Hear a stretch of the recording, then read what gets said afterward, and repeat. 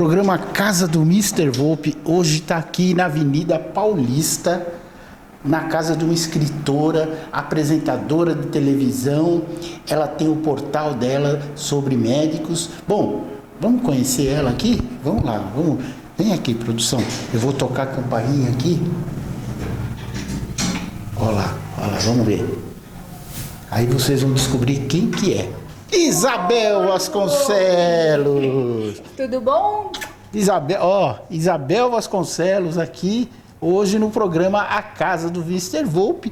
E com ele aqui, ó, passarinho, o Felipe. Vamos entrar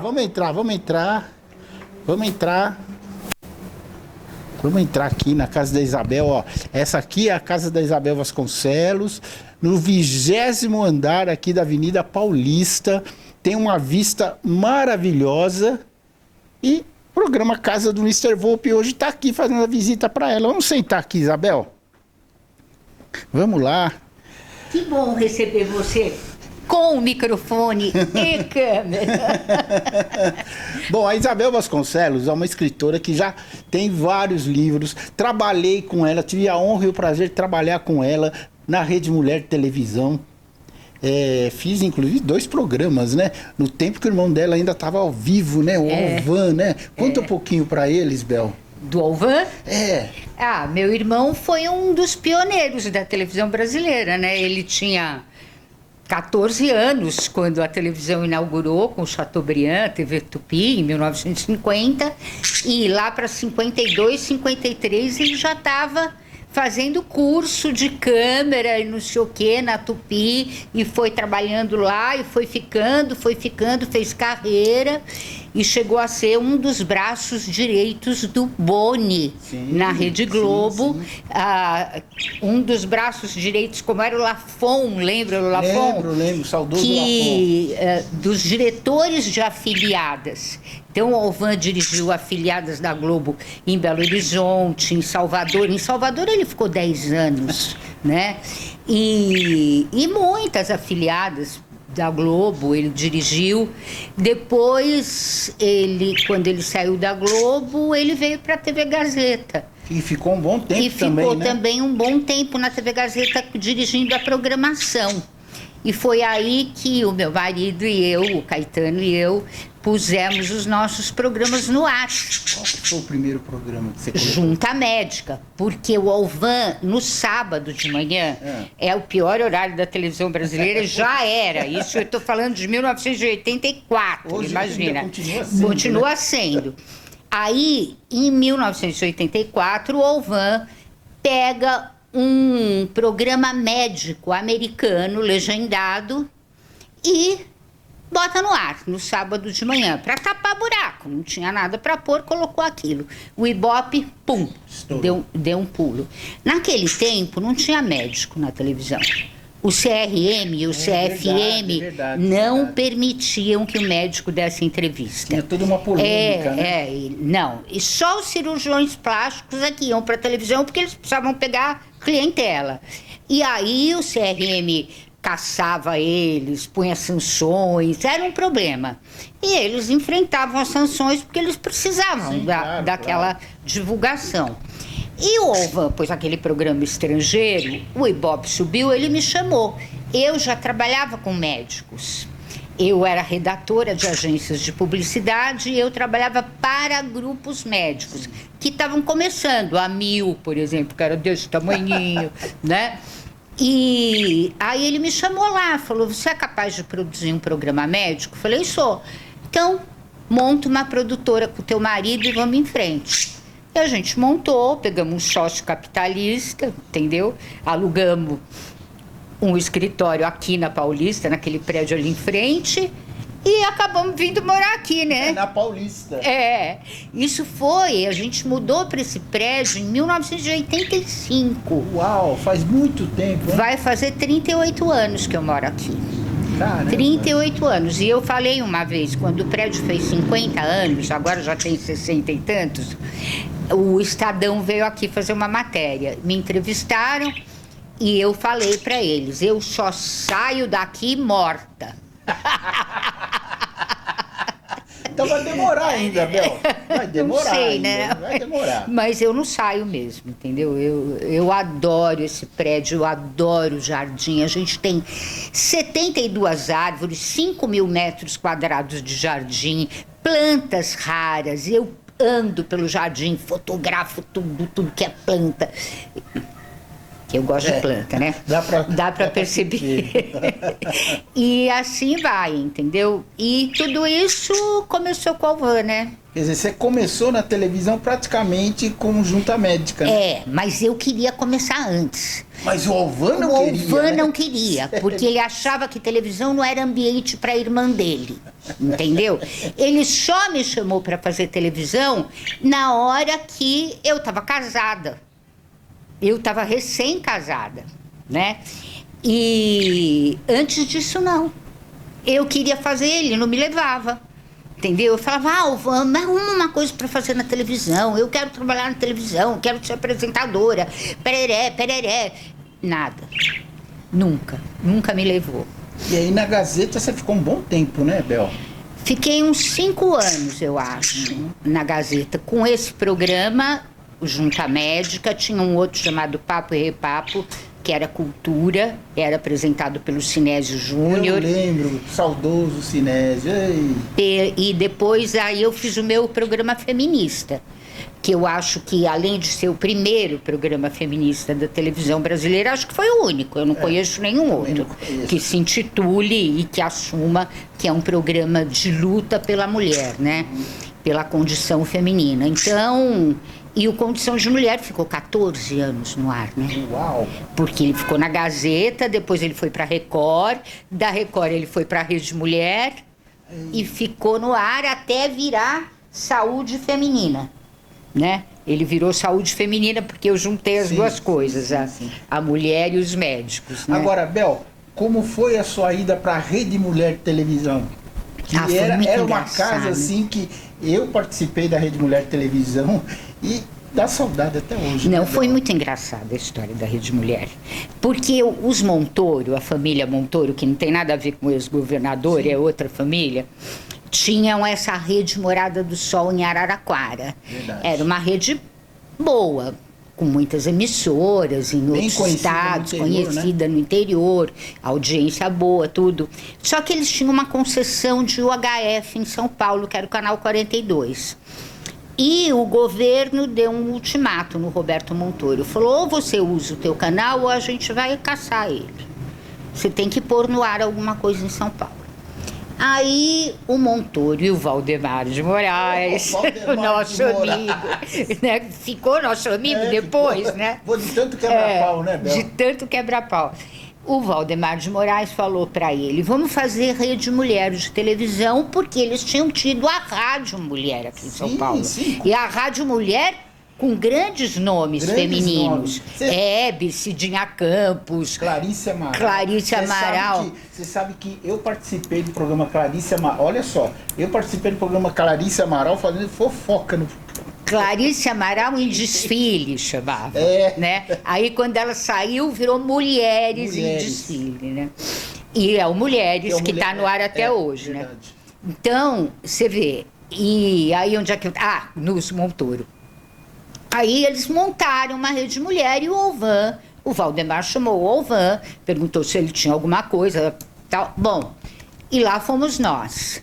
Bom, aí tudo bem, eu consegui um patrocinador para o Junta Médica, era fácil para mim, eu tinha muito contato na indústria farmacêutica, a indústria sempre me patrocinou e os médicos gostavam de falar comigo porque eu agia rigorosamente dentro da ética médica.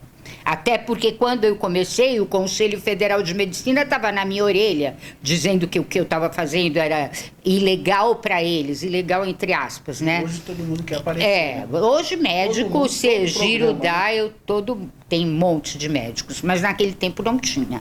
Então eu estudei a ética médica e eu não cometia as barbaridades que alguns jornalistas que não conhecem a ética e o jeito dos médicos, às vezes cometem, né? Pergunta para o infectologista sobre uma doença neurológica, por exemplo. Mas o cara não sabe, né? Não sabe, não tem, Para ele, médico, é tudo igual, mas não é, né? Então, os médicos gostavam sempre de mim. E isso fazia com que os laboratórios se interessassem pelo meu programa. Para você ter uma ideia, na estreia do Junta Médica, estava na mesa o Adib Jatene, o Nabil Goraeb, que era jovem, né? Grande abraço, doutor Nabil. E só fera. E nós sempre só entrevistamos grandes nomes da medicina. Eu acompanhei uma boa parte. Então, e aí levamos o Junta Médica para o Valdemar, na Rede Mulher. A Rede não tinha inaugurado ainda. Aí sugerimos fazer um programa de medicina esportiva, que o Nabil foi apresentar, que o Nabil aí já tinha virado apresentador também, já tinha feito quadro de cardiologia no Junta Médica, já tinha experiência. E eu falei para o Valdemar, olha, eu quero pôr o meu programa Condição de Mulher. Ele olhou para minha cara e falou assim, eu não estou a fim de fazer experiências. Filhinha. Quem falava isso? Eu falei assim, como experiência? Eu tenho 5 anos de experiência. Só que eu já tinha 40 e tantos, né? E aí ele não quis. Aí tudo bem. Aí, uns dias antes da Rede Mulher estrear, eu estava com o Leão Lobo no pátio e tinha tido uma coletiva de imprensa. E os jornais, todos, falavam a mesma coisa. A Rede Mulher chega sem nada de novo para a mulher. São os mesmos programas femininos de sempre, culinária, artesanato, casa, relacionamento, nada de novo. E eu tinha lido tudo aquilo, falei para o Leão. Leão, você viu o que a imprensa falou? A Rede Mulher não está trazendo nada de novo para a mulher. Eu ofereci para o Valdemar o meu programa, que é político, que é completamente novo, né? Embora já tenha 5 anos, mas é nova ideia, né? De trazer a discussão da condição social da mulher e dos direitos da mulher. E o diretor comercial, que era o Percival, estava atrás de mim e eu não vi. Ele foi lá no Valdemar. Olha, a Isabel estava lá no pátio falando isso. Valdemar me liga à noite. Não tinha internet, não tinha celular, era telefone mesmo. Ele me liga. Fala, filhinha, olha, o Percival me falou que o seu programa bababá. Resultado, estreiei junto com a Rede. Estreiei ao vivo junto com a Rede Mulher. E fiquei lá do primeiro ao último dia, como você sabe. Sim, claro. Né? Entendeu? Fiquei na Rede Mulher todo o tempo que ela existiu. E o meu sonho era dirigir a Rede Mulher. E eu quase cheguei lá. A Rede Mulher foi vendida para a Record, já era dos pastores. O pastor, que era meu superintendente, me disse, Isabel, levei um projeto. Ele falou, ok, você vai mudar de função aqui dentro de segunda-feira, era sexta. Eu passei o melhor fim de semana da minha vida. Oba, vou dirigir a Rede Mulher. Chegou lá segunda-feira o cara. Olha, infelizmente, os bispos têm outros planos para esse canal. Falei, que outros planos? Não vai ser mais Rede Mulher.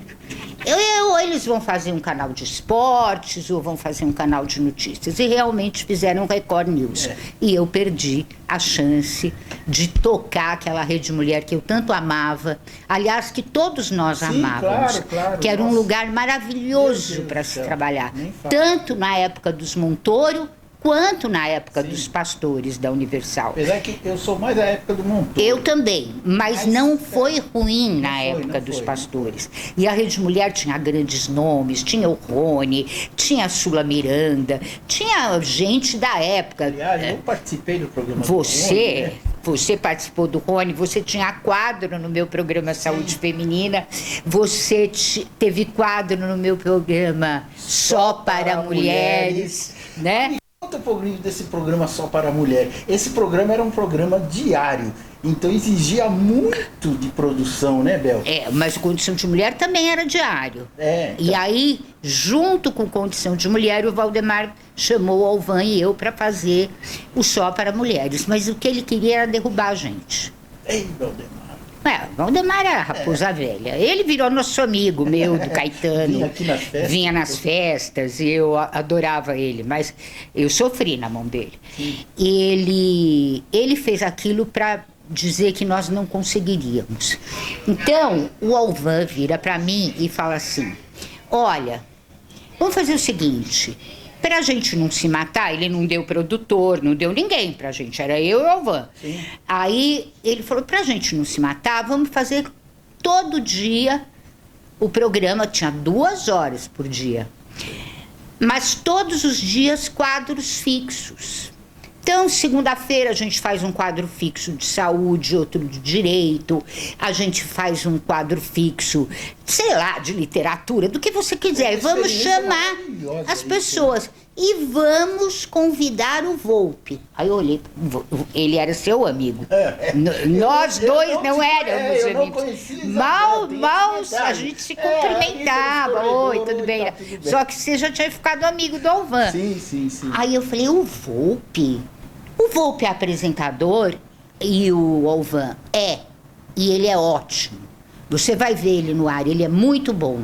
E você estava fazendo escada para um sujeito chato que fazia um programa de clipe. Eu era diretor e produtor do programa dele. Carregava o programa nas costas. Não lembro o nome do programa. Aí o Alvan falou, não... Vídeo e companhia. Vamos pôr o Volpe no ar, né? E ele vai fazer um quadro no teu programa. Eu falei, ótimo. Só que o Alvan me aprontou, né? Ele queria que eu fizesse um... Eu falei, não, beleza. Eu pensei que era uma vez por semana, mas ele falou, não, é de segunda a sexta que você vai... Todo dia se fazia. Eu falei, agora lascou. Tinha uns que era 2 vezes por semana. A gente fez uma grade bacana. Era muito bom o programa. Sim. Aí, quando o Valdemar viu que o programa estava dando audiência, estava fazendo sucesso, ele tirou do ar, né? Porque o que ele queria era derrubar a gente. Porque, na verdade, o que o Valdemar temia não era eu. Era o Alvan. Porque o Alvan tinha a mesma função que ele nas outras emissoras. Tinha tido, né? E o Alvan era sempre um potencial concorrente para o cargo dele, né? E se bem que o Alvan não era de puxar o tapete de ninguém. O Alvan ficava na dele, né? Sim, mas o Valdemar, né, achava que o Alvan podia fazer isso. E a ideia era mostrar para os donos da emissora que nós não tínhamos competência. E o tiro saiu pela culatra, né? E aí foi. Depois eu fiz saúde feminina e fiquei na Rede Mulher até o fim, né? Eu também fiquei quase até o fim. Quase até o fim. Quando virou Record News, aí não tinha nada a ver. Meu negócio não é esse jornalismo diário, né? Não é isso que eu faço. Mas depois você acabou indo para AltV. Fui para a AltV, fiquei 4 ou 5 anos lá. Da AltV. E você ao também. Vivo, né? Eu estava lá na AltV também. Fui ao vivo. Ao o vivo. Luquete quase caiu da cadeira quando ele falou para mim, bom, que dia da semana você quer? Eu falei, como assim? Vou fazer todo dia. Você vai fazer programa todo dia. O programa, você que batizou, chamava Só Saúde. É verdade. Você vai fazer programa de médico todo dia? Eu falei, vou. Eu tô acostumada. Tá bom, então faz. Aí eu fiz, fazia todo dia. Eu ia a pé para a AltV, que era ali na Tomás Carvalhal. Eu ia a pé, numa boa. Adorava. E eu gostava porque tinha chat. Aí eu ficava no computador e o público falando comigo. E eu entrevistando o médico. Um WhatsApp, um WhatsApp da época. E e o cara do outro lado, pergunta isso pro médico, pergunta aquilo, fala para mim tal coisa. E eu fiz um monte de amizades com esse chefe. E muita gente que te assistia na Rede Mulher ia na AltV para me ver. E muitas amizades que eu fiz, eu tenho até hoje. São meus amigos nas redes sociais, no Face, no Twitter. Eu também tenho muita que eu fiz muito. Gente do Brasil inteiro. E até de fora do Brasil, como a minha amiga Norma Portal, sim, que eu conheci no chat da AltV. Né? Agora, Isabel Vasconcelos, como começou a Isabel escritora? Ah, deve ter sido quando eu nasci. Já? Eu já nasci escrevendo. Porque quando eu era... Quem me alfabetizou não foi a escola. Eu fui para a escola, eu já estava alfabetizada. Quem me alfabetizou foi a minha avó Amélia, a mãe da minha mãe. Eu tinha 3, 4 anos. O nosso Francisco Assunção, psiquiatra infantil, diz que não se deve alfabetizar crianças tão cedo. Mas ela me alfabetizou. E aí eu já comecei a escrever. Eu escrevia historinhas, aí eu inventava historinhas, fazia teatrinho, sabe? Com as minhas amiguinhas. E meu pai filmava os teatrinhos. Eu tenho os filmes até hoje, é muito engraçado. Gente, o pai da Isabel era um grande cineasta.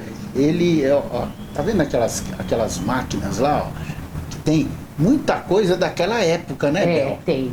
Tem aquele projetor ali embaixo, o Belau, que é mudo, né? Os sonoros, os equipamentos maiores eu doei para a Cinemateca, né? Mas tem muita coisa que era dele. Aquela máquina ali é uma Bolex, uma Payard Bolex, 16mm, uma filmadora. Ali tem uma que tira foto em 3D, que é dos anos 30, 1930. São 3 lentes, tá vendo? Aquela compridinha ali. Ela tira foto, 2 fotos com a diferença que existe nos nossos olhos. Aí você põe um óculos e acha o lugar, você revela aquelas 2 fotos iguais, sim, mas não são iguais, são levemente diferentes. Você põe o óculos e acha o seu foco e vem em 3ª dimensão. Naquela época, né? Então, meu pai foi pioneiro nas técnicas cinematográficas, né, no Brasil e na América Latina. Mas meu pai era maluco, né? Ele construía as máquinas. Ele não podia importar, não tinha importação no Brasil. Os equipamentos eram, na sua maioria, importados, mas caríssimos, né? Mas ele não podia importar, por exemplo, uma máquina de revelar filme. Então, ele montava as máquinas de revelar. Era monstruosa na época. Monstruosa, era um negócio com um monte de tanques. O filme entrava aqui numa câmera escura, no escuro, entrava no revelador no escuro, tudo fechado na máquina, saía do revelador, passava num banho de água, saía, entrava de novo, passava no fixador, depois passava na secadora e enrolava. E quando era filme reversível, que era aquele que você não saía negativo, já saía positivo, ele levava um banho de luz para inverter as cores. É muito interessante. A fotografia e o cinema óticos são tão apaixonantes que hoje, na era digital, eu já vi muita gente vir aqui me dizer: mas eu faço fotografia analógica, mas eu revelo, mas eu faço no papel, eu faço no meu laboratório e tal, porque é muito fascinante o processo. É verdade. Né? Verdade. É muito legal. Você bota um papel, projeta a imagem, pega o papel, joga no revelador, você vê a imagem surgindo assim. É química, né? Maravilha. Aí você tira, vai para a água, para o fixador. Hoje em dia, essa juventude não sabe nem o que é isso. Não tem nem ideia. Você sabe que essas máquinas todas funcionam. E esse projetor, você vê que tem um filme ali no projetor. Sim. Só tenho esse filme. Os outros filmes eu transformei em vídeo, digitalizei, e eu tenho tudo no computador. Mas eu guardei um que é para poder mostrar para as crianças. Sim, claro, então eu ligo o projetor, coloco o filme, faço todo aquele caminho da película para as crianças saberem como é que era antigamente. Bem legal. Bom, continuando a escrever. Livros. Bom, só que eu era boba. Eu achava que o autor não tinha que pagar para publicar seus livros. Quem tinha que pagar era a editora. Porque eu achava que se eu valesse a pena, a editora tinha que investir em mim. Vai daí que toda editora que eu procurava, depois de grande, jovem, né? Não queria que eu pagasse um pedaço, queria que eu não fazia. Então, o meu primeiro livro, solo, porque primeiro é esse aqui, ó. Nossa, esse aqui, é duro de tirar daqui, porque puxa de baixo. Esse aqui é um livro de poesias. Opa. E eu não paguei nada para participar dele. Foi a editora que bancou. E foi em 1976, eu tinha 25 anos. Esse livro é de 1976? Eu tinha 25 anos e participei com uma página com 7 poemas. Bom, aí nunca mais consegui uma editora que bancasse, mesmo que fosse numa coletânea. Então eu não editava. Eu escrevi para o Diário Popular, que era um dos 3 maiores jornais de São Paulo. Eu escrevi no Diário Popular de 75 a 85, 86. Daí eu parei por causa da televisão, porque aí também não tinha tempo mais, aquela loucura. Bom, mas enfim, eu tinha um certo nome, né? Mas as editoras não queriam bancar meus livros. Então eu não editei, até que eu encontrei uma que bancou. Quem encontrou foi a minha assessora de imprensa, a Sidneia. E eu já tinha 49 anos. No ano 2000, eu lancei não o meu... Não vai revelar a sua idade aqui, hein? Não, eu não ligo para a idade. Eu tenho 17. 17 anos? É. Por dentro, nunca saí dos 17. Entendeu? Não, viu? Então, eu tenho 17. E aí? Aí... eu lancei meu primeiro livro de contos, no ano 2000. Livro mesmo? Livro mesmo. Livro, tudo direitinho e pago pela editora. E é uma editora... É esse aqui, né? É. Histórias de mulher. Olha só. Né? Depois, em 2001, eu fiz esse para a Sociedade Pestalozzi, que era dos pastores. Que legal. Tá? É um romance que conta a história verdadeira da Sociedade Pestalozzi de São Paulo. É fininho porque eu não quis me estender, eu fiz uma coisa enxuta, de leitura fácil. Aí o terceiro... Gente, tem muito livro aqui, viu? É A Menstruação e Seus Mitos. E esse foi bancado pela editora Mercúrio. Também são contos, mas tem toda a parte médica. Ele teve a assessoria do Dr. Dirceu Pereira, que era um médico de reprodução assistida, um gineco. Aí, esse eu conheço. Esse é de 2004. Sexo Sem Vergonha. Aliás, esse livro aí, eu não... me corrija se eu estiver errado. Esse livro foi na época que você estava na Rádio Tupi, não foi? Não. Na Rádio Tupi eu fiz um programa chamado Sexo Sem mas não Vergonha. Foi na época que você lançou, né? É muito antes. É 2004 esse livro. Também foi bancado por uma editora de Belo Horizonte, a Soler. E tem contos e tem toda a parte teórica, que eu falo da repressão sexual feminina, principalmente, e tal. E aí tem conto erótico de monte. Vendeu adoidado, né? Vendeu. É bom. Deu entrevista de rádio, de televisão, tudo. Bom, depois veio O Queridinho. Todas as mulheres são bruxas. Por que todas as mulheres são bruxas, Bela? Porque as mulheres têm intuição. As mulheres veem o lado mágico da vida. As mulheres são mães. As mulheres variam com a lua. Tem dança hormonal. Tudo que o homem não tem. O homem também tem intuição, mas na mulher ela é muito mais desenvolvida. Então, todas elas são bruxas e foram perseguidas por isso na Idade Média. Aí, esse livro tem capítulos que contam a história das bruxas, a repressão à mulher, os cristãos, né, que taxavam os outros povos, os celtas, principalmente, que tinha grandes bruxas de sei lá de que bárbaros, né? Que eles falam que eram povos bárbaros, eram mais civilizados que os cristãos. Mas os cristãos sufocaram eles, se apoderaram das festas deles e transformaram em festas cristãs. Tinha aquelas festas da fertilidade, que hoje são as festas juninas. As festas de Santo Antônio, São João, São Pedro, eram as festas da fertilidade do povo celta. Né? A diferença é que eles faziam amor no meio da festa. Isso para os cristãos era absolutamente inconcebível, né? Então, para eles, as mulheres eram todas umas vagabundas e os homens todos uns tarados e sufocaram tudo, queimaram as mulheres. A Igreja Católica passou 600 anos queimando mulher viva na fogueira. Meu Deus do céu. Depois fala, por que você faz programa Confissão de Mulher, né? Por quê, né? Por que será? Vamos lá. Agora? Não, pera. Esse é o 7º. Esse aqui, Depressão na Mulher, eu escrevi com o psiquiatra Calil do Ailib para médicos. O Calil fez a parte médica e eu fiz os contos que ilustram a parte médica. Sim.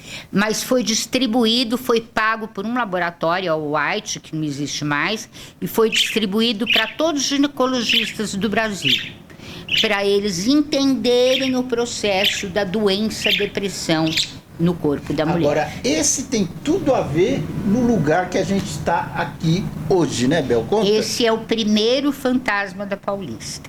Eu tenho outro, depois, Sim. mais tarde. Esse é de 2008. E assim, quando chegou em 1991, eu morava aqui no prédio há 6 anos já.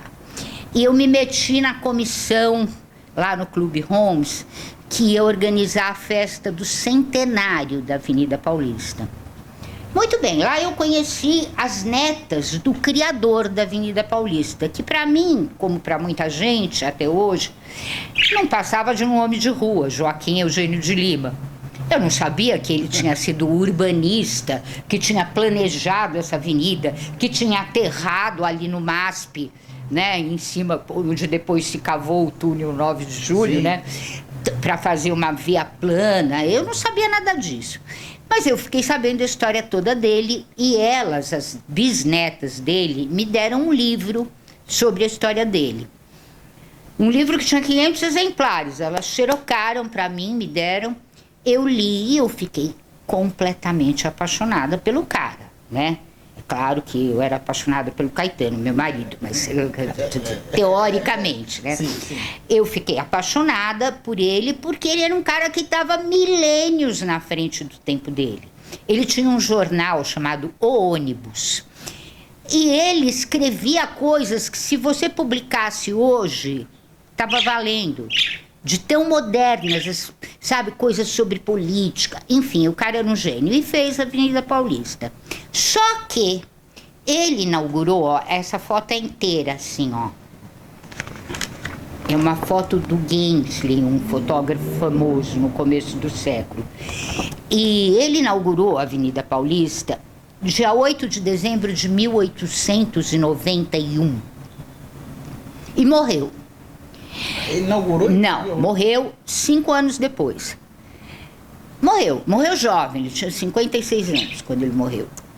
E eu achei aquilo o fim da picada. O cara bola, empreende, constrói a avenida que vira símbolo da cidade, Pois é, que hoje- tinha as mais loucas mansões, todas com estilos arquitetônicos malucos, misturados, que eles chamam de estilo eclético, Hoje acho né? que só tem umas 2 ou 3 aqui Acho que preservadas, tem né? um pouco mais, Tem né? mais, né? Tem Eu um não pouco lembro. mais, uns 4 ou 5.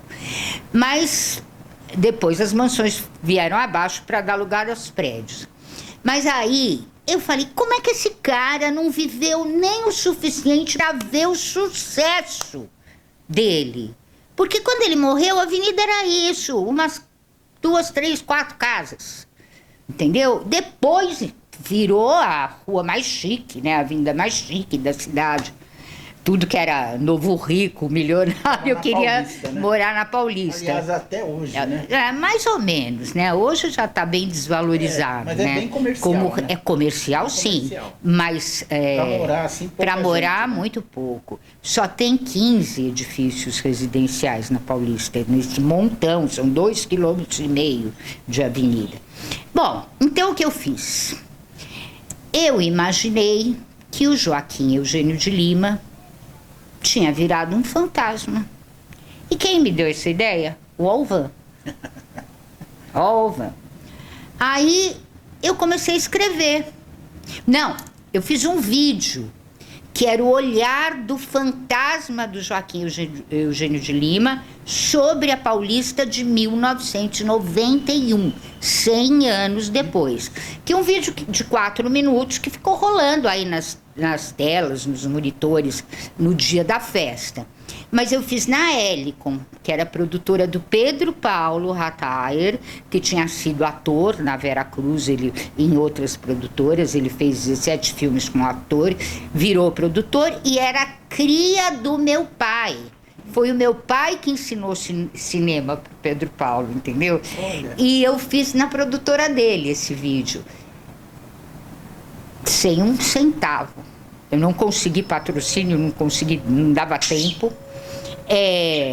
Não tinha dinheiro. Pedro Paulo topou me emprestar equipe, câmera, edição, ilha, tudo. A gente fez sem um centavo. E ainda consegui que o Raul Cortez, que era um grande astro da época, que nasceu e viveu sempre em Santo Amaro, né? Então eu era paulistano, fosse fazer a voz do fantasma para mim. E ele foi. Então, o vídeo é narrado pelo olhar do Joaquim Eugênio de Lima sobre a avenida dele 100 anos depois, né? E ele fala, eu sou um fantasma, tal, pareré, e vai, e 4 minutos só, mas conta um pouquinho da história da Paulista. Aí, quando eu botei o site no ar, que virou o Portal Saúde Livros, no ano 2000, eu queria escrever uma coisa toda semana. Eu comecei a escrever a história do fantasma da Paulista. Só que lá, pela 3ª semana, eu falei, vou tirar isso do ar porque isso vai virar um livro. E eu continuei escrevendo. Então, o livro é a história do Joaquim Eugênio de Lima como fantasma passeando na Paulista. Só que, se ele puser o pezinho dele para fora da Paulista, ele voa no tempo. Ele viaja no tempo. Então, uma hora ele está em 1985, outra hora em 1920, outra hora em 1940. E aí eu vou contando toda a história da avenida e ele só consegue ser visto e conversar com mulheres. Por quê? Porque todas essas mulheres com quem ele conversa são parecidas intelectualmente, espiritualmente, com a mulher dele. E por isso que ele consegue conversar com elas. Legal. E aí eu vou contando a história da Paulista e um pouco da história da evolução da mulher paulistana, né? Entendeu? Porque ele encontra mulheres de todas as classes sociais, desde mulher em mansão, mulher gerente de banco, mulher pintora, mulher tudo, todas as classes, mulher empregada doméstica, todas. Então, isso é o livro. O próximo livro, porque tem gente, tem um monte de livro aqui, senão a gente não vai dar tempo de falar de todos os livros, eu quero mostrar todos. Esse aí também é com o psiquiatra Calil do Ailib. É a versão para leigos do livro de depressão. Entendeu? É uma versão que qualquer pessoa pode ler e compreender. Essa tem uma linguagem médica, o primeiro. Esse Mergulho na Sombra fala da depressão, né? Mas é bem popular, tem os contos, tem os capítulos. Depois, esse é da editora Cultrix, que também bancou. Depois veio o segundo, Todas as Mulheres São Bruxas. A capa é muito bonita. Linda essa capa. Esse foi editado pela Barani, da Júlia Barani. Por quê? Quem me deu a ideia desse livro, quem me encomendou um livro sobre bruxas, foi ela. Só que ela estava na Mercúrio. E ela tinha editado o meu segundo livro, terceiro. E ela era sócia. Desfez a sociedade, ela estava sem editora. Na hora que o livro ficou pronto, ela me liberou para editar com quem eu quisesse. Eu editei em Belo Horizonte com o Justo, da Soler. E depois, quando acabou o contrato do primeiro, Todas as Mulheres São Bruxas, que inclusive foi reduzido, porque ele era tão grande que o editor me falou, eu não posso bancar tão grande. Você tem que tirar umas 100 páginas. Aí eu tirei. E ficou um livro menor. Aí a Júlia me falou, agora vamos editar na íntegra.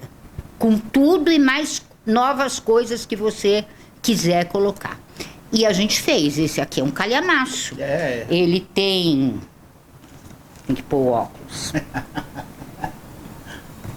436 páginas. Ó. E diagramado, aproveitando todo o espaço da página. Tá vendo?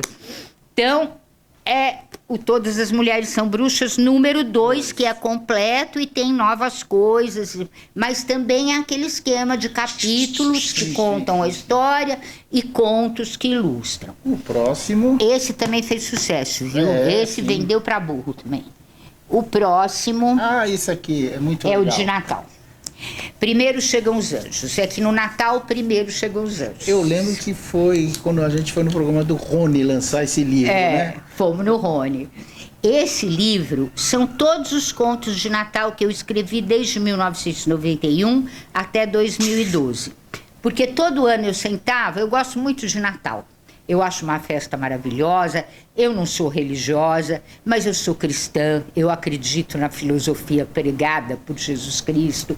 Então, todo ano eu escrevi uma história de Natal. Só que não é para criança, todo mundo pensa que história de Natal é para criança. As minhas são para adultos, entendeu? Teve muita mãe, inclusive, que comprou esse livro, começou a ler para o filho de noite e falou, não, teve que inventar. Inventou em cima do que estava porque escrito. são contos de Natal para gente grande. Eu Esse fez escrevi muito na sucesso, internet. né, Bel? Fez muito sucesso. Fez esse livro, sucesso né? também. Foi para as escolas também. Muitas escolas adotaram ele. Esse livro eu escrevi na internet sobre ele. Contos de Natal para adultos. O Facebook me bloqueou. Porque para adultos, para ele, quer dizer pornografia. Aí eu tive que trocar o termo. Então eu digo agora que é contos de Natal para gente grande. Né? No próximo... O próximo... esse é um por encomenda, é muito engraçado. Ele é muito engraçado, eu lembro quando você... Esse nutricionista do balão, né? que fazia esse balão, colocava esse balão nas pessoas, o balão que emagrece, que me encomendou. Esse eu escrevi por encomenda, mas também eu escrevi, ele me explicou toda a parte técnica, ele ia me orientando, eu escrevi, mas também ilustro com contos, né? Que contos principalmente de bullying que os gordos sofrem, né? Pra não Que ficar foi, uma Felipe? coisa chata também de se Pra ler, né? ficar mais leve. Agora... Depois, esse outro também foi por Gente, encomenda. é muito livro aqui, viu? Esse aqui, esse aqui eu lembro. O Amor Me Esperava em África. Esse eu lembro. Essa moça aqui, ó, que é Luciene de Almeida Figueiredo, tinha lido todos os meus livros até então, os que tinham sido publicados. Presta todos atenção eles. nessa história que é muito bonita. Ela me escreve no Facebook falando: Isabel, eu quero que você conte a história da minha vida. Falei, por quê? O que tem de legal na sua vida? Eu sei que toda a vida dá um livro, né? Mas eu quis saber. Então ela me falou que ela tinha ido para a África com o marido, que o marido era executivo de uma grande empresa internacional, foi lotado na África, ela foi com ele para Moçambique. E lá ela se apaixonou pelo assistente do marido. Largou o marido, casou com o assistente. Foi trabalhar numa ONG que andava pelas aldeias, uma ONG italiana, convencendo os régulos, que são os chefes das aldeias africanas, que mulher com incontinência urinária não estava possuída pelo demônio. Eles achavam isso, eles trancavam as mulheres em cabanas e deixavam as mulheres morrerem de inanição.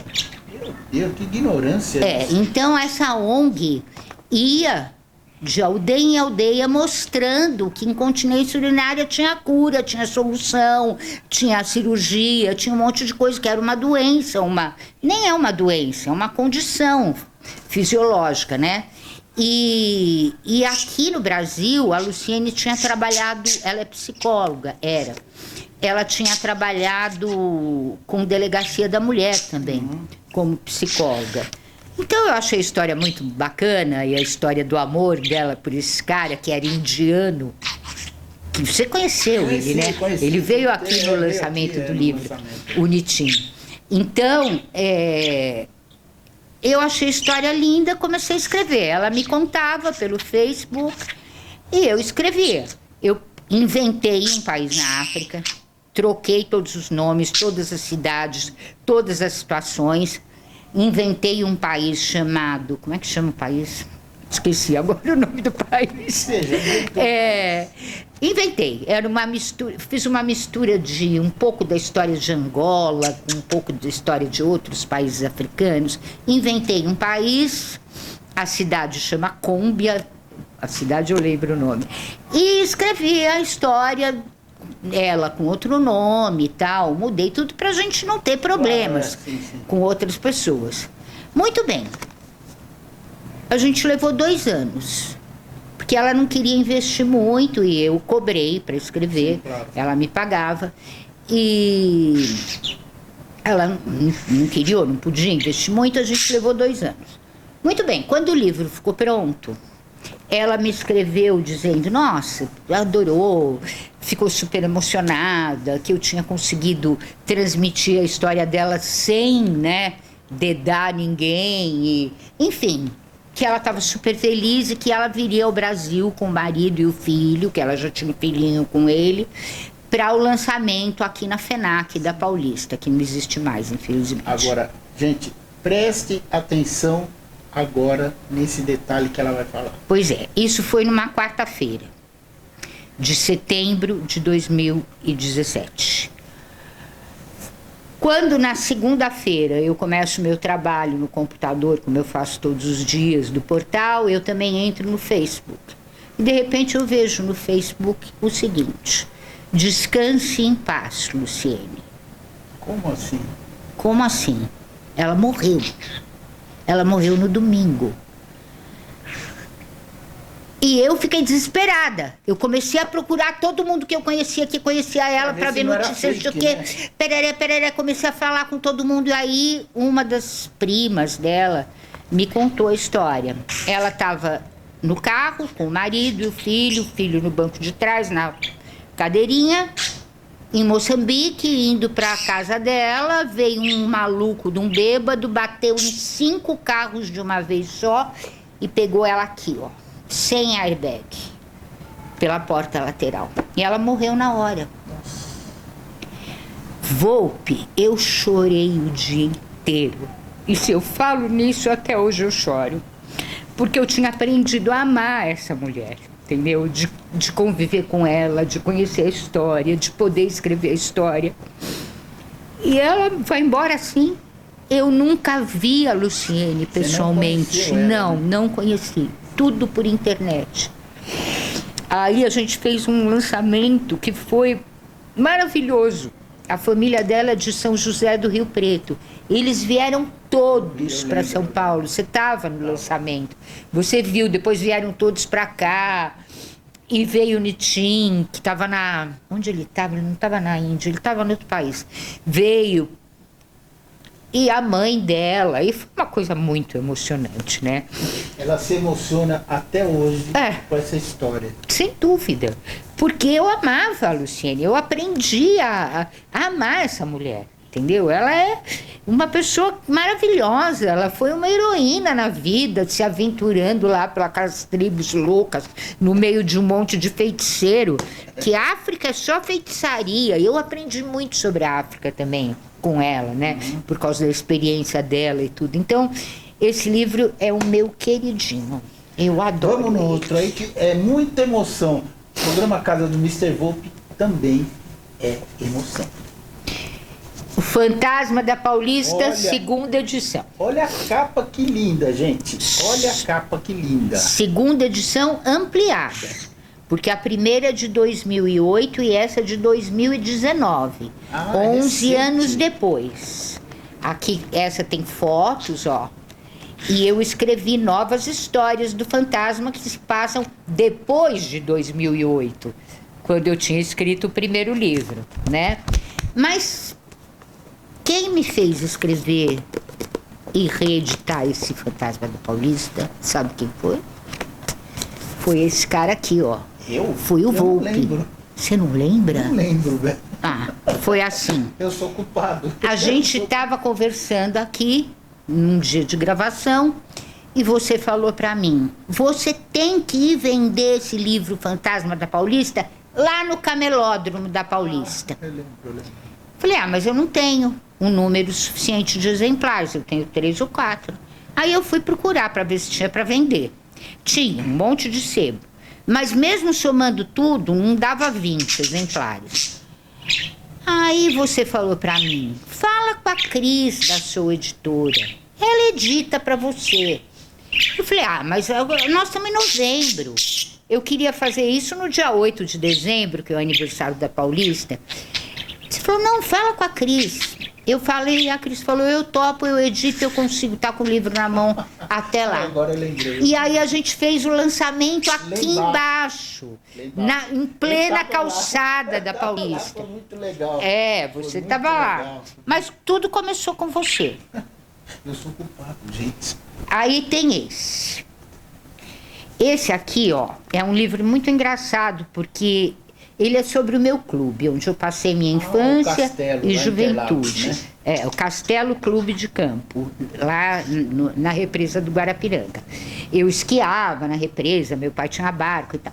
Então ele tem duas partes, ele é um livro 2 em 1. Essa aqui, Um Castelo Além do Tempo, é uma história de ficção. E aqui virou ao contrário, olha tem só. outro livro, tá vendo? Olha o truque, olha Um o truque. Castelo Entre as Árvores. Esse aqui, Um Castelo Entre as Árvores, é pequenininho, porque ele é memória. Eu conto as histórias que a gente viveu no castelo. Mostra aqui, ó. Vamos ver se a gente consegue pegar isso aqui, ó. O esqui, né? Naquela época, né? Esqui aquático a gente fazia. Eu fazia desde menina. Então ele termina por aqui, parte 3. Né? Ele é curto. Aqui, ó. Ele termina aqui. Aham. Aí, desse lado. Aí você vira e tem o outro. Mas aconteceu o seguinte. Eu fui ao castelo, eu fui homenageada no castelo pela presidente do clube, numa festa de aniversário, quando o clube fez 60 anos, 58, sei lá. E eu tinha ficado 30 anos sem ir lá. Desde 1986, 87, que eu não ia lá. Porque quando eu casei com o Caetano e fui para televisão, ficou muito longe o clube, era inviável. Eu morava no Brooklyn antes, era pertinho. E o trânsito, enfim, eu larguei o clube, vendi o título, odeio, sei lá. E aí eu voltei lá 30 anos depois, numa festa à noite, ela mandou me buscar, eu fui com o Caetano. Eu já vou interromper você. Aliás, o culpado de voltar lá sou eu. Também é você. Porque eu não queria ir. E você me convenceu que eu devia ir. Aí eu fui. Era noite. Já achei tudo esquisito o caminho, porque mudou muito, né? E no sábado seguinte, eu fui com o meu carro e com o Caetano de dia. 30 anos. Não tem nada a ver o clube que eu tenho na memória com o que está lá hoje. Nem o próprio castelo tem a ver, porque fizeram muitas construções. E o castelo, a gente chegava nele por uma alameda de eucaliptos, agora é uma rua asfaltada cheia de casa. Enfim, mudou tudo. E a represa era tudo verde, verde, verde. Agora é tudo casa, casa, rua, rua, carro, tal. Prédio. O que mudou hoje em São Paulo, né? Eu fiquei horrorizada e eu resolvi escrever uma história de ficção num outro castelo, só que igual a esse, numa outra represa que não existe, que eu inventei. Então eu fiz uma fulana chegando no castelo e ela lamenta que não tem mais o corredor de árvores. E o castelo é assim, ó, é uma península numa colina, assim, cercado de água por 3 lados, né? Uhum. Então, desce assim, o castelo tá lá no topo. E aí tem uma rampa de pedras que era ladeada por enormes eucaliptos. Caíram todos, com as chuvas mais recentes dos últimos anos. Porque ficaram lá 80 anos e não caíram. Então, as chuvas mudaram, os ventos mudaram. Caíram todos e a presidente mandou plantar pinheiros. Então, a minha personagem entra lá e fala, que pena que não tem mais as árvores, blá, blá, blá. De repente vem uma névoa e vai embora. Quando a névoa vai embora, as árvores estão lá. Ela fala, ué. Aí ela olha para a represa, nenhuma casa. Tudo verde, água limpinha, azul, tudo maravilhoso. Ela fala, que isso, onde eu tô? Puseram óculos virtuais em mim? Não puseram. Onde eu tô? Ela estava em 1910. Voltou no tempo. Voltou no tempo. Aí chega um cara, que é o filho do dono do castelo, porque o castelo foi construído para ser residência, né? E aí eles se apaixonam. E aí vai o romance. Você vai ter que comprar o livro para você acabar de E o ver, romance é não conta a louco, história. tem assassinato, ela vai parar no hospício porque acham que ela é louca, porque ela fala que veio do futuro. Enfim, 500 coisas. Compre o livro e você Vai e volta no saberá tempo. o resto da história. Eu escrevi porque assim, do jeito que eu recuperei a Paulista para o Joaquim Eugênio de Lima, eu recuperei o Castelo para mim mesma. Bom, O próximo, Bel. o próximo é esse. Escrito também sobre encomenda, com a doutora Tânia Mauadi Santana, que é minha grande amiga, que começou a fazer televisão comigo na Rede Mulher de Televisão, fazia quadro fixo no Só para Mulheres. É a vida dela. Ipsis literis. É a vida dela, o que ela pensa da medicina, o que ela pensa da saúde da mulher, e conta a história dela, inclusive a história de amor. Ó, doenças são dores da alma. É como ela pensa, entendeu? Então, ela me contou, ela vinha aqui toda quinta-feira, sentava naquela poltrona, me contava, eu ia escrevendo, escrevi, romanciei. Próximo, O próximo também é com uma médica, doutora Albertina a Duarte. doutora Albertina é muito conhecida, que ela vai em vários programas de televisão, na mídia toda, né? Ela é bem conhecida. Muito conhecida, além de que ela é responsável pela Casa do Adolescente, da Secretaria da Saúde, ela é professora na USP, né? Então ela é super famosa. E a Albertina, ela me ligou e falou assim, Isabel, eu quero que você reescreva um livro meu. Aí eu peguei o livro que ela queria, chamava O Gosto de Ser Mulher. Comecei a ler, falei, Albertina, ninguém vai ler essa porcaria aqui não. Pô, você achou uma porcaria? Eu falei, não, o livro é ótimo, mas o problema é que ninguém vai ficar lendo sobre doença da mulher. Hoje em dia todo mundo vai no Dr. Google. Pois é. Não vai ficar lendo num livro, tem ovário policístico, vou lá no índice, o que é ovário policístico? Abro, vejo e tal. Não vai.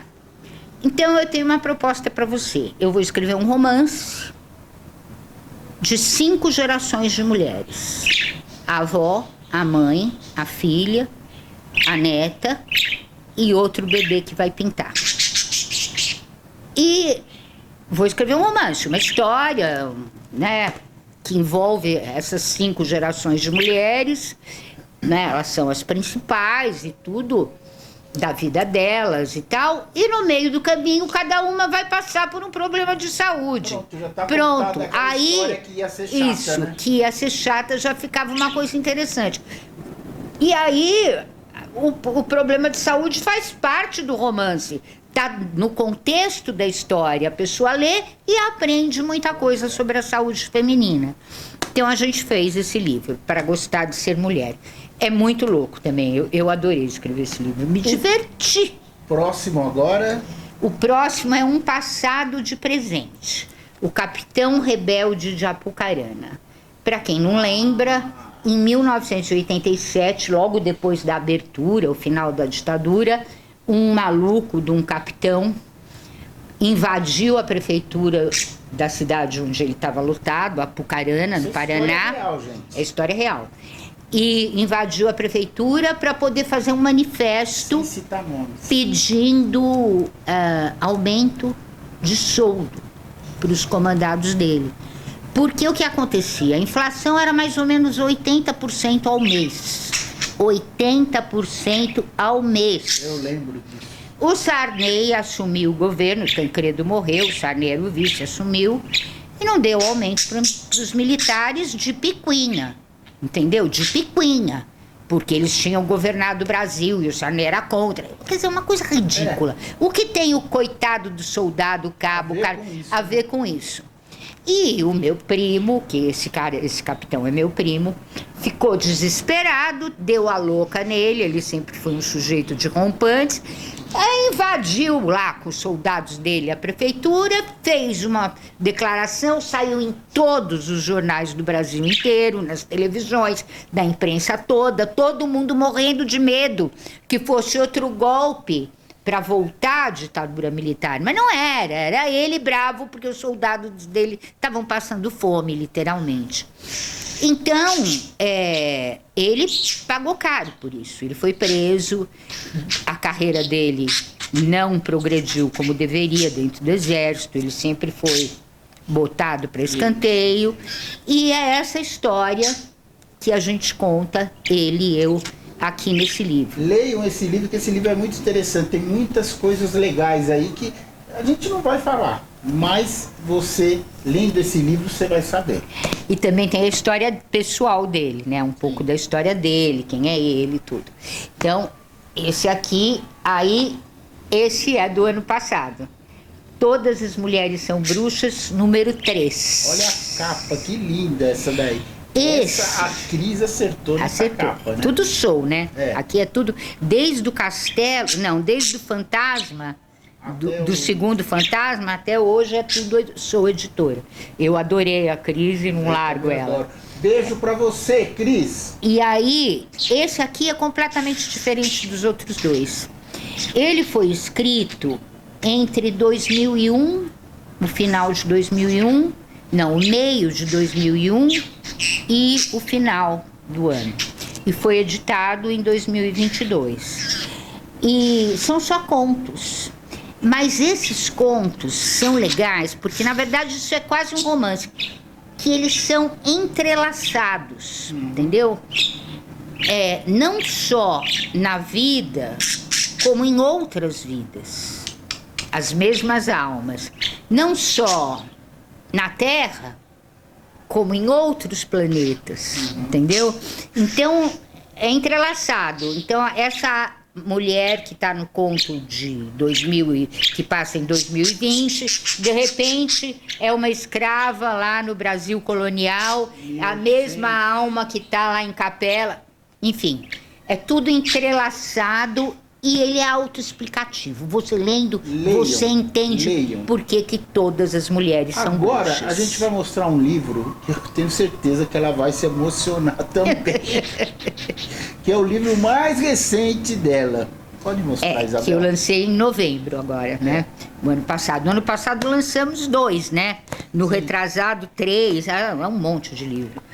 É Uma História de Amor e TV, por Isabel Fonte Vasconcelos Caetano e Mauro Caetano, que era o meu marido amado, com quem eu vivi 38 anos de absoluta felicidade.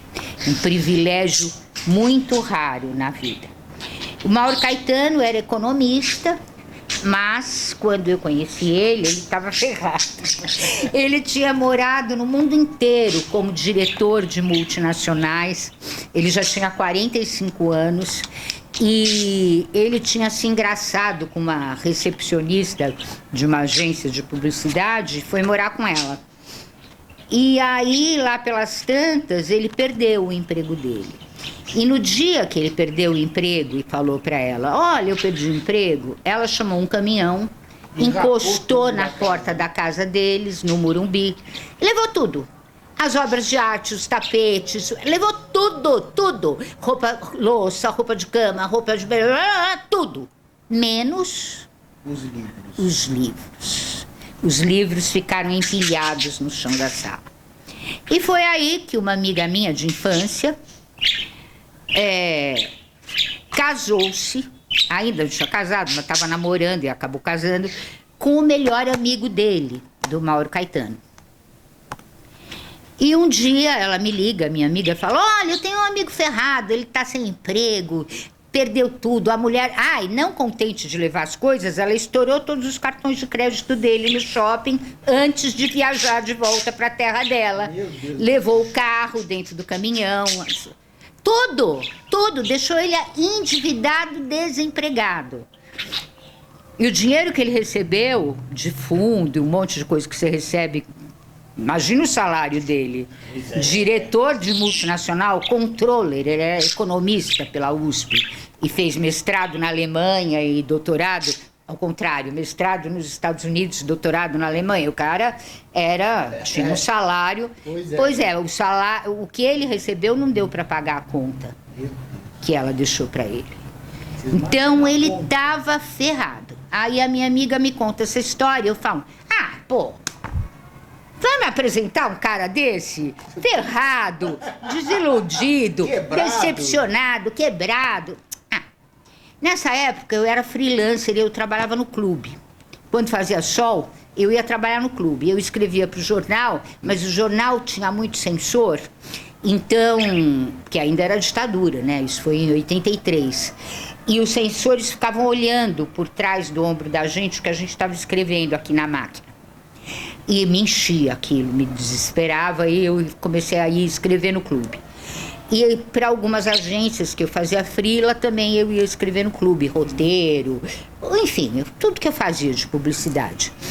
E nesse dia que eu tinha combinado de sair com esse cara duro, ferrado, eu fui pro clube, mas eu estava lá escrevendo, me passa uma lancha de um amigo meu com a mulher dele, que o casal morava do outro lado da represa. E eles eram meus amigos. Aí ele falou, vamos esquiar e tal, a represa tá um espelho, não tem onda.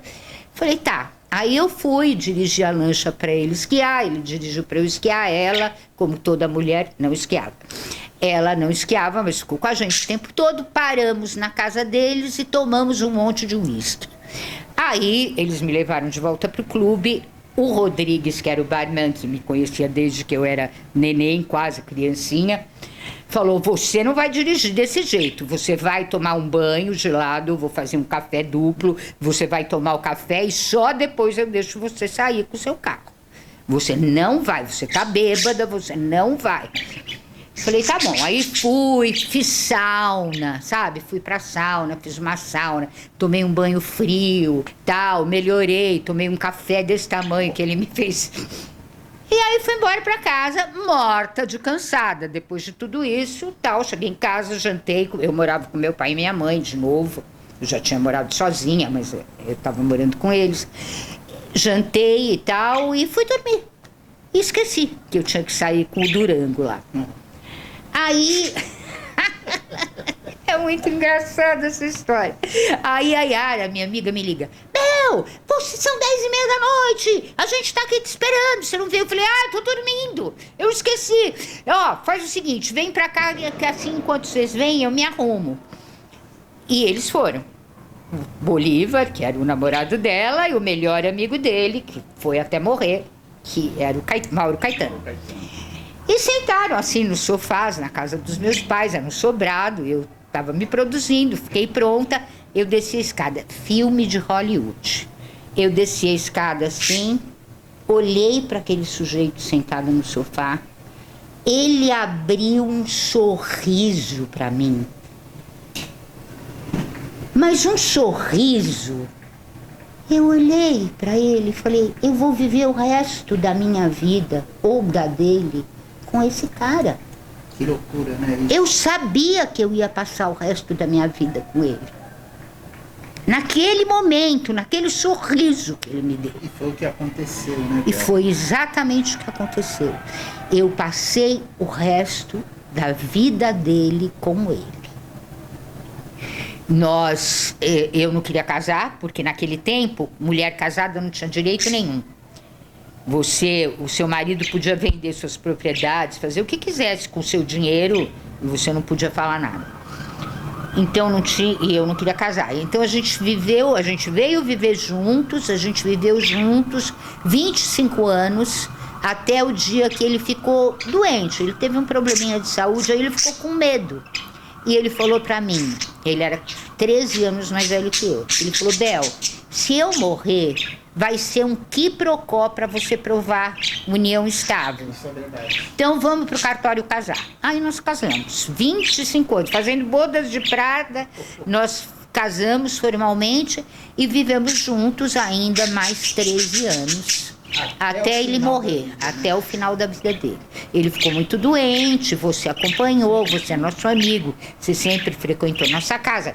O Alvan já tinha morrido lá em 2004, e você, minha mãe, todo mundo, meus irmãos todos, e você se tornou nosso amigo ainda nos anos 90, na Rede Mulher, né, naquela época. Então, esse livro aqui, eu conto a nossa história. Mas eu conto, é uma homenagem, mas também eu conto um pouco. Não, a maior parte é a história profissional. É a nossa história na TV.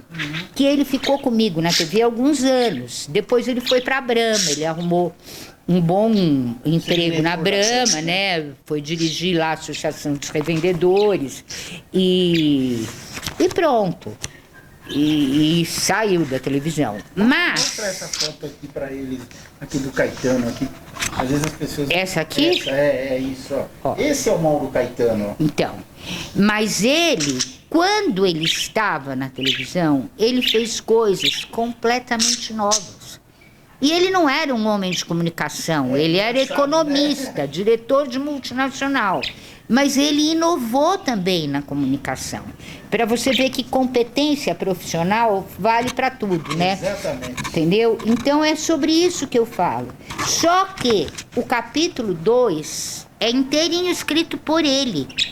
Ele escreveu a história da infância e adolescência dele, que foi passada em Santo Amaro. Então ele escreveu sobre Santo Amaro numa página dos santamarenses, que chama Botinas Amarelas, que tem no Facebook. E eu fui copiando os textos dele, porque eu falei, você tem que escrever um livro. Começa com esses textos, só que ele nunca escreveu o livro. Então, eu fiz esse segundo capítulo com essa compilação de textos que eu tirei do Facebook, e que são deles, foram escritos por ele. Por isso que o livro tem a autoria dele também. E o resto fui eu que escrevi. E eu começo pelo fim e vou do fim para o começo, para contar a nossa história. É a nossa história, é a autobiografia mesmo, entendeu? É a nossa história de vida, principalmente a profissional. Esse é o meu último lançamento. Agora, Isabel, para a gente encerrar a nossa entrevista aqui, hoje você comanda o portal Saúde Livros, né? Isso. Então conta um pouquinho, rapidamente, como surgiu esse portal. Hoje não, faz 22 anos. Então, não. Vai fazer 23. Falo hoje que você continua, surgiu né? assim, eu estava na indústria farmacêutica, um executivo falou para mim, Isabel, você tem que ter um site. Aí eu falei, site? Só grandes empresas tinham um site. Naquela época. Era ano 2000, começo dos anos 2000. E eu cheguei em casa e falei, aquele maluco lá da Rest falou pra mim que eu tenho que ter um site. Falei pro Caetano. O Caetano olhou pra minha cara e falou, mas é uma ótima ideia, vamos fazer amanhã. Falei, como assim vamos fazer amanhã? Eu vou chamar o meu cara de TI, ele vem aqui, você fala pra ele o que você quer, vamos fazer um site, isabelvasconcelos.com.br, você põe teus programas de TV, põe teus livros, aí a gente chama de Saúde e Livros. E pronto, foi assim. Aí o cara que fazia era um provedor pequeno, que depois foi vendido, que hoje é a FESESP, que é meu provedor até hoje, né? Mas o rapaz que fazia era lerdo, eu queria todo dia atualização, todo dia mudar o site. Ele demorava, ele não fazia do jeito que eu queria. Aí um dia eu falei, me dá tudo aqui, senha, código, tudo que tiver, programa, passa tudo pra mim que eu vou fazer. E ele falou, mas você vai apanhar. Eu falei, não tem importância, eu já apanhei tanto na vida, apanho mais um pouco. E eu fiz junto com o Caetano. Eu aprendi a trabalhar no programa de publicação junto com o Caetano. O Caetano tinha trabalhado com computação nos anos 50, quando um computador era do tamanho dessa sala, né? Então, ele tinha muita noção, ele era muito bom no computador, sempre foi. Aprendi um monte de coisa com ele. E aí a gente fez e aprendemos, entendeu? Apanhamos e aprendemos. E tá aí até hoje. Hoje está com o Almir Merbacher lá. Ai, como fala esse nome? Merbacher. Que é da FESESP, né? Que é o meu provedor e que quebra todos os meus galhos quando eu não consigo resolver. Socorro, Almir! E todo dia eu atualizo esse portal. E nós gravamos 2 vídeos médicos inéditos, você e eu, né? Por semana, para o portal. Aí São dois vídeos médicos, 2 vídeos de literatura e uma reprise na segunda-feira. São os 5 dias da semana. Isabel, obrigado por essa entrevista. Quer deixar algum contato para as pessoas entrarem em contato Olha, com você? o melhor jeito... Se a pessoa quiser adquirir os livros... Tudo. O melhor jeito é entrar no site, no portal Saúde Livros. Deixa para eles. Porque lá tem tudo. Tem todos os livros, tem como comprar, tem tudo. Tem todos os vídeos. É imenso. O portal é muito grande, né? 22 anos também não podia ser pequeno, né? E lá tem tudo e tem os meus endereços. Então, eu também estou no Facebook, eu chamo Isabel FOMM, FOM, de Vasconcelos Caetano. Nas redes sociais, você colocando Isabel FOM, você me acha. Aí pode falar comigo porque eu sou super dada, eu falo com todo mundo. E adoro gente, adoro pessoas. Então... mas o site, o portal, ainda tem como domínio o meu nome, né? Então, ele foi registrado como Isabel com S, Vasconcelos com 2 L's, .com.br. Você entrou lá, tem tudo. Tem as minhas páginas, as dos médicos, é fácil de navegar. E aí tem links também para as redes sociais, tudo, links para compra de livros. É só entrar no site, né? Entra lá, isabelvasconcelos.com.br. Bel, obrigado mais uma vez. Obrigada tá aqui, eu. Programa Casa do Mr. Volpe, tá? Muito obrigado. Obrigada eu. Gente, esse foi o programa Casa do Mr. Volpe. Eu não sei quanto tempo vai dar essa entrevista, mas é uma entrevista maravilhosa aqui que a gente fez com a minha grande amiga Isabel Vasconcelos. Lembrando, o programa Casa do Mr. Volpe passa em 196 países e em várias emissoras de televisão aqui do Brasil. Então é isso aí. Casa do Mr. Volpe vai ficando por aqui e até uma próxima.